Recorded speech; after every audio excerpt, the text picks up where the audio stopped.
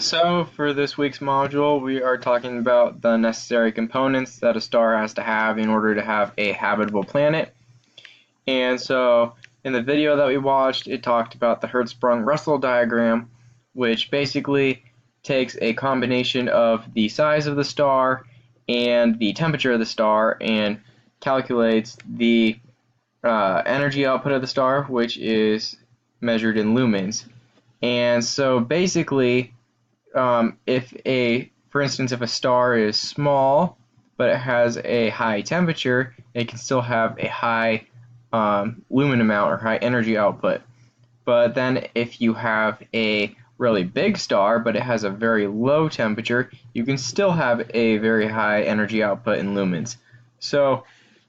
those are the two main factors in determining the energy output of a star is the size and the temperature. So in order for a star to have a habitable planet or to be able to support a habitable planet, it would either have to be big with a, for instance, if it was big and it had a low temperature,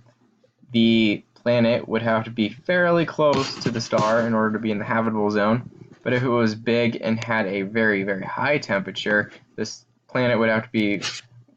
a decent distance away from the star in order to be in the habitable zone. But then if the star was smaller and it had a really high temperature, it would have to be a fairly good distance away from the star still in order to be in the habitable zone. But then if that star was small but had a very low temperature, the planet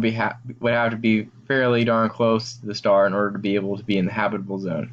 So, taking into account the size of the star